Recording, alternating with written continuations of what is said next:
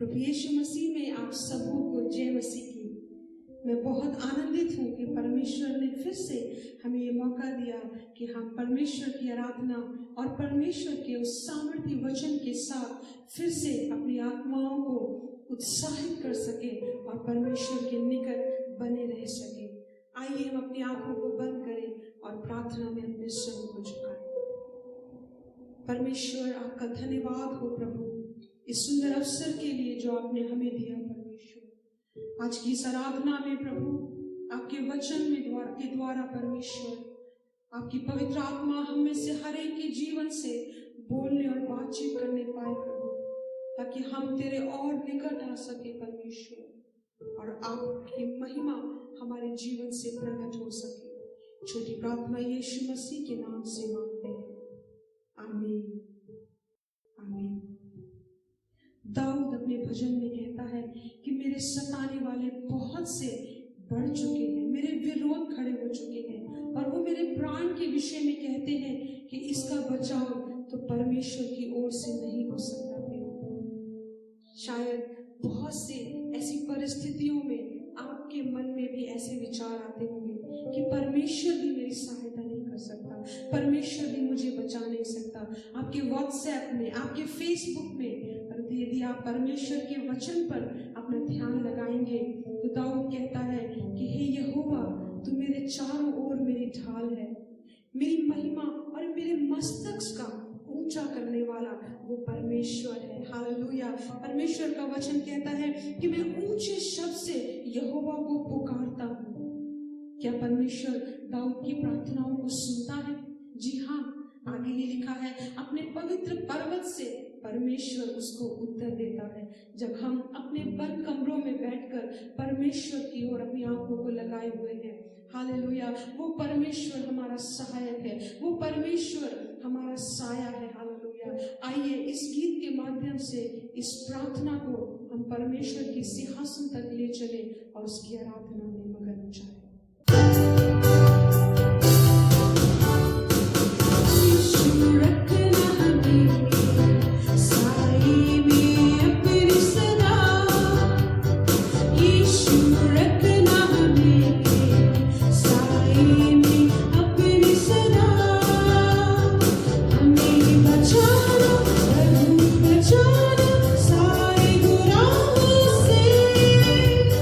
सारे गुनाहों से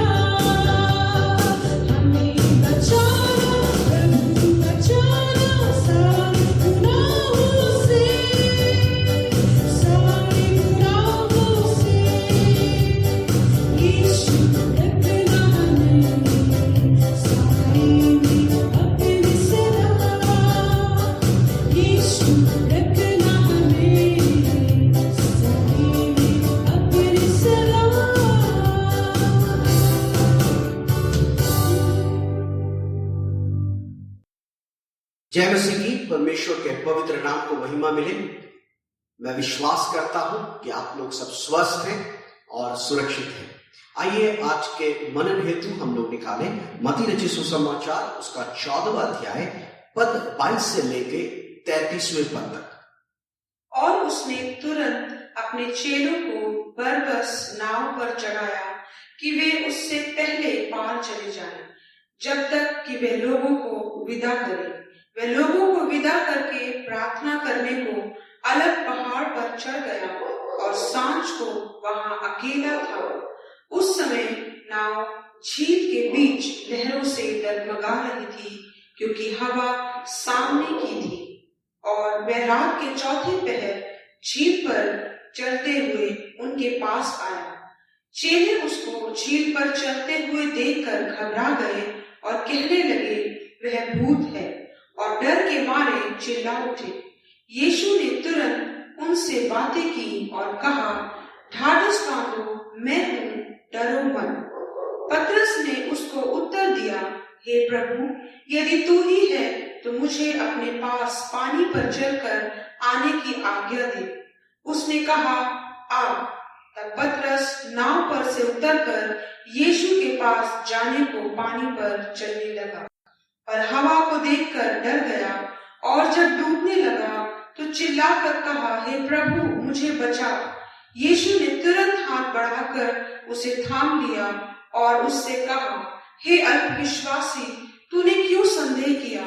जब वे नाव पर चढ़ गए तो हवा थम गई। इस पर जो नाव पर थे उन्होंने उसे दंडवत करके कहा, सचमुच तू परमेश्वर का पुत्र है।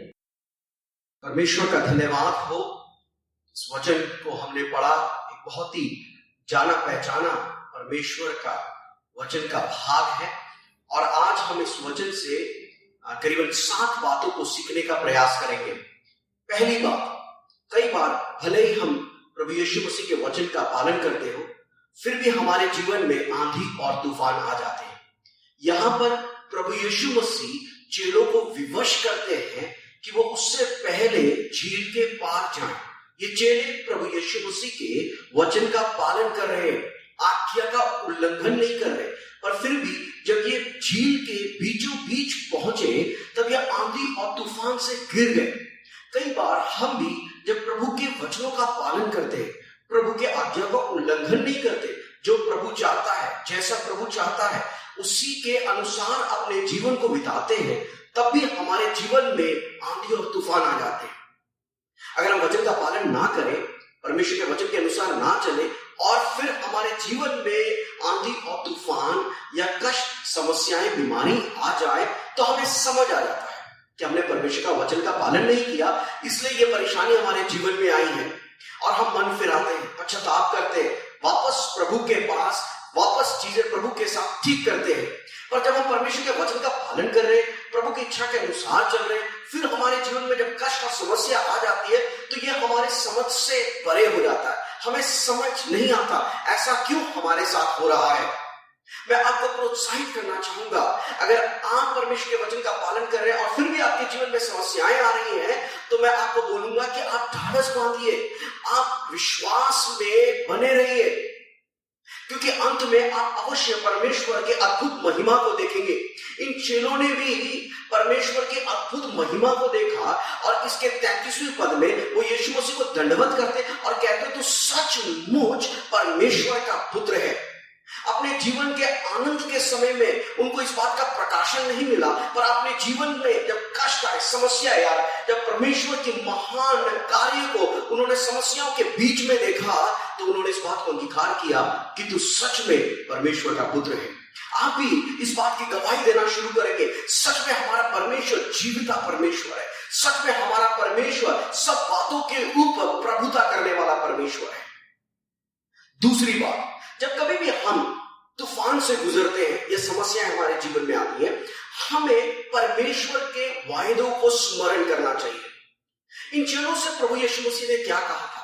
प्रभु ने ये कहकर भेजा था कि मेरे से पहले तुम उस झील के पार जाओ। उनके पास एक प्रतिज्ञा थी कि झील के पार जाओ। चाहे आंधी तूफान से जब वो घिर गए तो उनको हमको प्रभु यीशु के उस वचन को याद करना चाहिए था कि प्रभु ने हमसे एक वचन कहा है कि तुम झील के पार जाओ। कोई आंधी, कोई तूफान मेरे इस यात्रा को रोक नहीं सकता है, मेरी आशीषों को रोक नहीं सकता है। परमेश्वर ने अपने वचन के द्वारा असंख्य वायदे आपके जीवन में दिए हैं, असंख्य वायदे हैं, और उन वायदों को मनन करिए, उन वायदों को अपने जीवन में घोषणा करिए। आपका मन आपसे क्या कह रहा है, आपकी परिस्थिति आपसे क्या कह रही है, उससे बढ़कर परमेश्वर के वचन को अपने आप को बताइए, परिस्थितियों के ऊपर घोषित करिए। चेलों को जब आंधी और तूफान को देखा तो उनको यह कहना चाहिए था कि परमेश्वर का एक वचन है हमारे पास, जिसको जो परमेश्वर ने बोला कि हम झील के उस पार चले। हालेलुया। तीसरी बात, हम यीशु को नहीं देख पाते, और विशेषकर आंधी तूफान के समयों में हमारी समस्याओं से जब हम घिर जाते हैं, हम अधिकांश समय ये सवाल उठाते हैं, प्रभु आप कहां हैं? आप हमारी परिस्थितियों को क्यों नहीं देख रहे हैं? आप हमारी प्रार्थनाओं का जवाब क्यों नहीं दे रहे?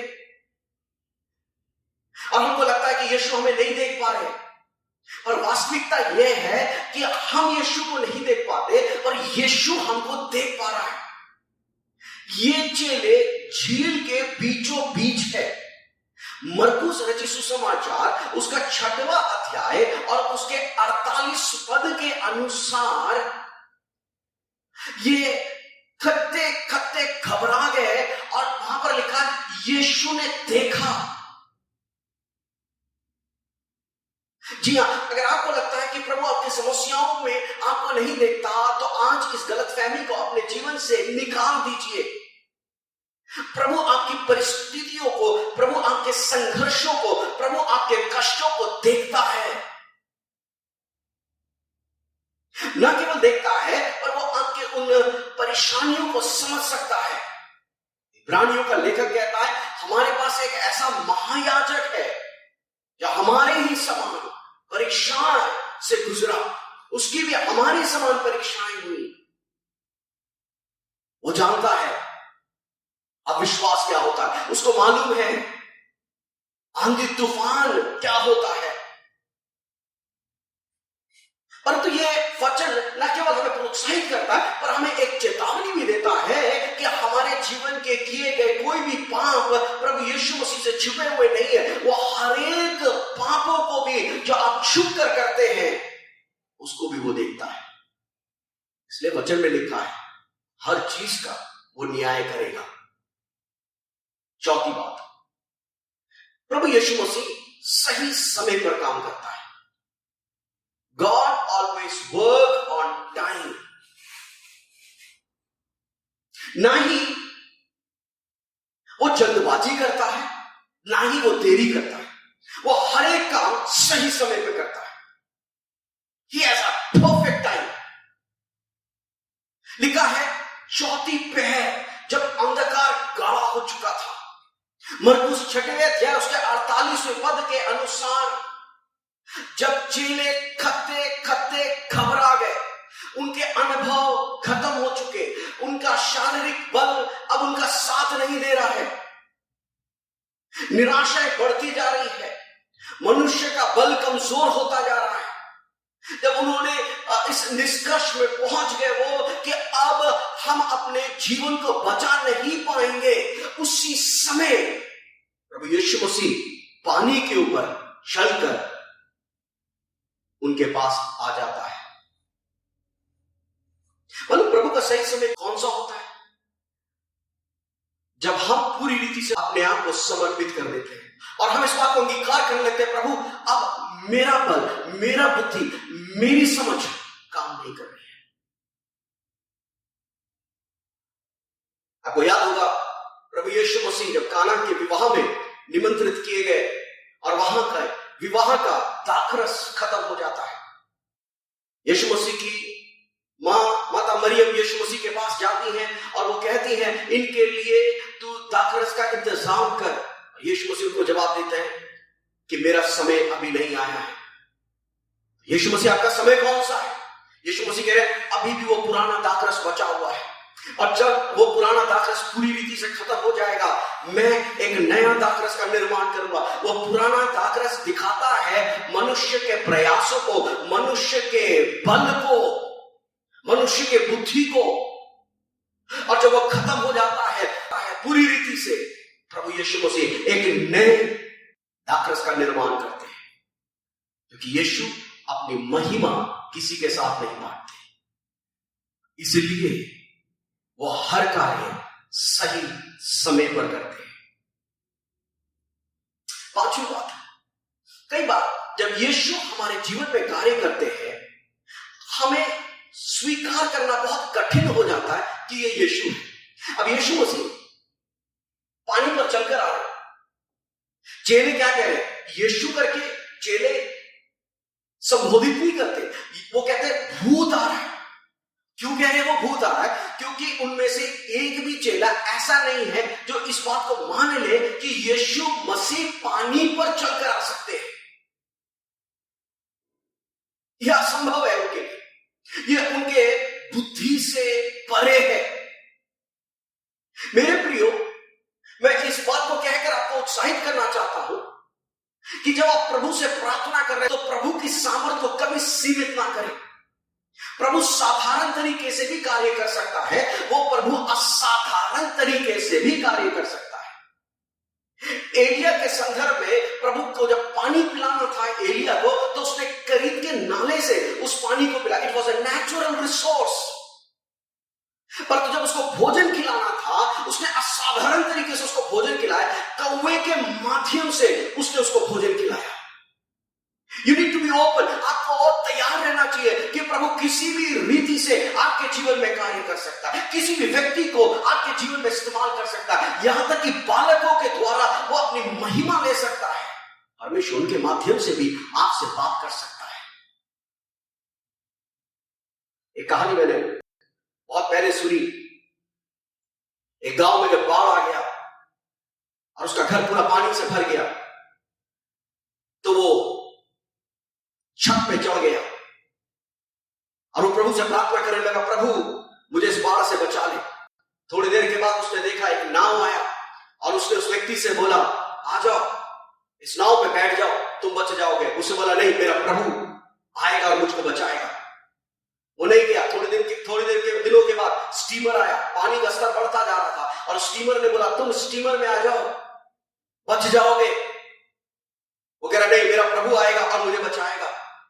पानी का स्तर और बढ़ गया। कुछ दिनों के बाद हेलीकॉप्टर आया, उन्होंने रस्सी डाली और बोला, इस रस्सी को पकड़ लो, हम तुम्हें खींच लेंगे, तुम बच जाओगे। वो कहता, नहीं, प्रभु आएगा, प्रभु मुझे बचाएगा। दुर्भाग्यपूर्ण वो व्यक्ति मर जाता है और जब वो प्रभु के पास पहुंचता है तो वो बोलता है, प्रभु मैंने कितनी प्रार्थनाएं करी, तूने मुझे नहीं बचाया। प्रभु बोलता है, मैंने तेरे को बचाने के लिए नाव भेजा, तूने बचना नहीं चाहा। मैंने स्टीमर भेजा, तूने बचना नहीं चाहा। मैंने हेलीकॉप्टर भेजा, मैंने बचना नहीं चाहा।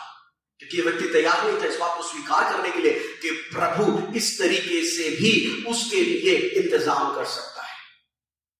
छठवीं बात, चेले डरे हुए हैं। क्यों? आंधी, पानी का बहाव बहुत तेजी से उछल रहा है, लहरें भयानक शक्ल ले रहे हैं। वो भयभीत है, घबरा गए हैं, व्याकुल है। पर तो वो क्या देख रहे हैं मेरे प्रियो? जो पानी उनके सर छोड़कर बात कर रहा है, जो पानी उनको भयभीत कर रहा है, जो पानी उनको ललकार रहा है, वो पानी प्रभु यीशु मसीह के पांव के नीचे है। हालेलुया।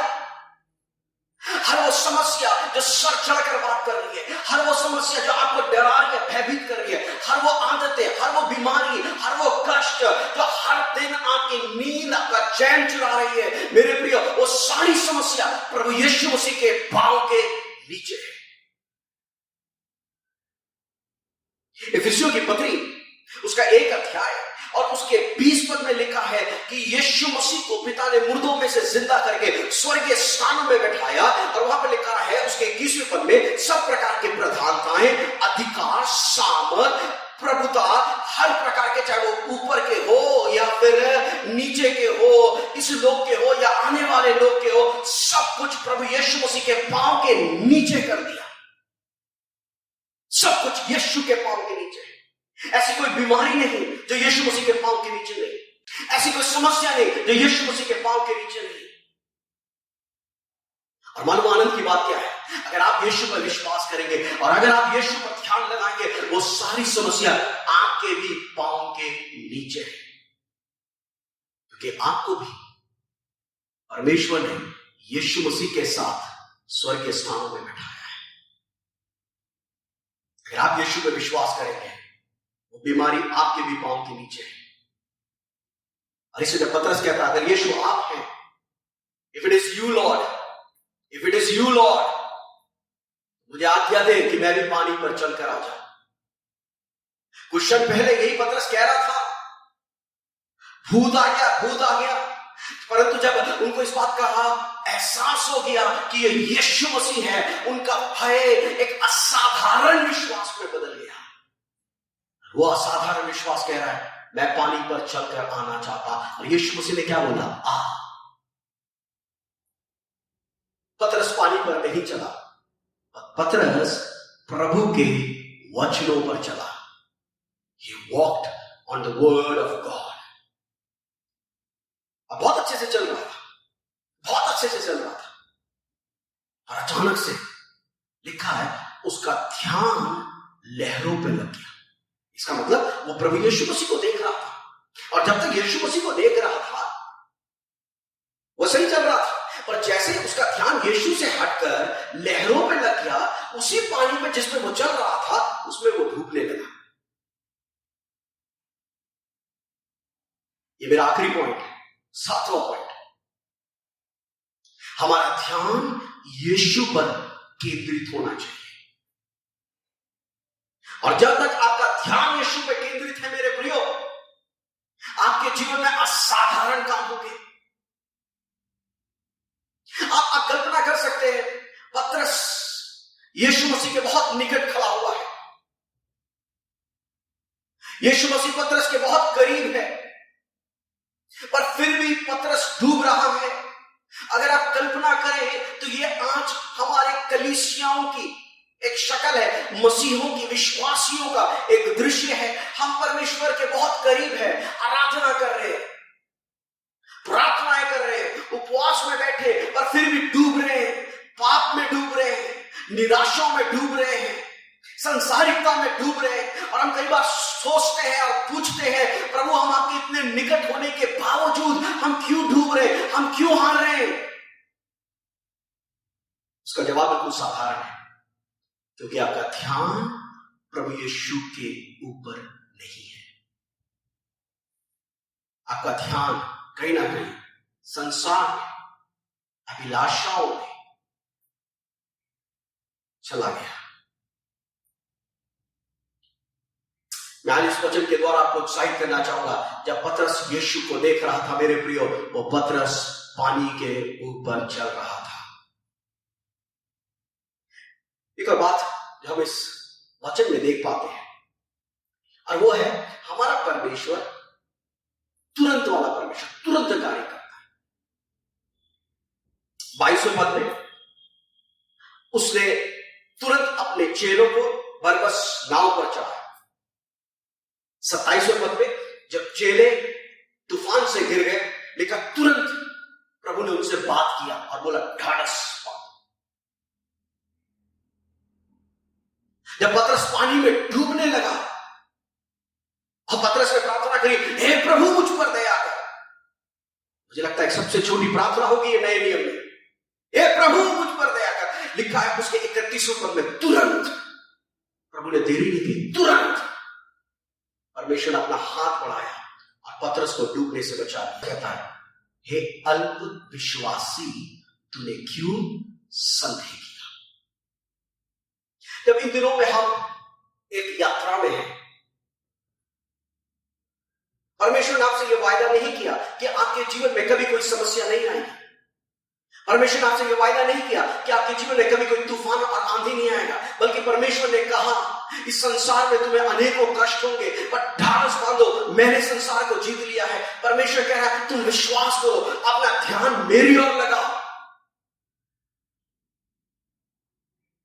इन समस्याओं के द्वारा मैं अपनी महिमा को प्रकट करूंगा, ताकि तुम अंगीकार करो ये सचमुच परमेश्वर का पुत्र है। मैं विश्वास करता हूं ये 7 बातें आपके जीवन की यात्रा में एक आशीष का कारण बनेगी। इन चीजों को अपने जीवन में लागू करें और इस जीवन में परमेश्वर की महिमा को प्रकट करें। प्रभु आपको इन वचनों के द्वारा आशीष दे। आइए हम लोग प्रार्थना में जाएं। अनुग्रहकारी दयालु पिता, हम धन्यवाद देते हैं कि फिर से आपने एक खूबसूरत समय हमारे जीवन में दिया कि हम परमेश्वर तेरी उपस्थिति में ठहर सके परमेश्वर। और खासतौर से प्रभु इस वचन के द्वारा प्रभु आज तूने फिर से हमसे बातचीत किया प्रभु कि परमेश्वर चाहे आंधी या तूफान हमारे जीवन में आए, हम तेरी वायदों को स्मरण करें परमेश्वर, क्योंकि तू एक सही समय पर काम करने वाला परमेश्वर है। हर वो बातें जो हमारे सर चढ़ के बात करती है प्रभु, वो आपके पांव के नीचे है, और जब हम तुझ पे विश्वास करते हैं हमारे भी पांव के नीचे है परमेश्वर। प्रभु तुम्हारी मदद कर इन दिनों में परमेश्वर, जब हम भिन्न भिन्न समाचारों को सुनते हैं परमेश्वर, परिस्थिति परमेश्वर बुरी से बदतर होती जा रही है प्रभु, हमारी आंखें तेरी ओर लगी रहे परमेश्वर, हमारा मन तेरी ओर लगी रहे परमेश्वर, ताकि परमेश्वर हम इस संसार में रह के असाधारण कामों को देखने पाए। प्रभु अगर कोई भाई या बहन परमेश्वर इन दिनों में डूब रहा है परमेश्वर, और जब वो अपने हाथ उठा के तुझे पुकारता प्रभु मुझ पर दया कर परमेश्वर, हम विश्वास करते प्रभु तू तुरंत अपने हाथ को बढ़ाएगा और उसको थाम लेगा परमेश्वर, और तेरी महिमा को हम उनके जीवन में प्रकट और प्रबल होते हुए देखने पाएंगे प्रभु। मैं प्रार्थना करता जिन्होंने आज इस वचन को सुना, हर एक को बहुत आय से आशीष दे, हर एक के विश्वास को मजबूत करे परमेश्वर, और तेरी उपस्थिति उनके जीवन में बनी रहे। सारा आदर मान सम्मान आप को देते हुए इस प्रार्थना को आपके पुत्र प्रभु यीशु मसीह के नाम से मांगते हैं, आमीन आमीन। प्रभु आप सबों को आशीष दे। मारानाथा।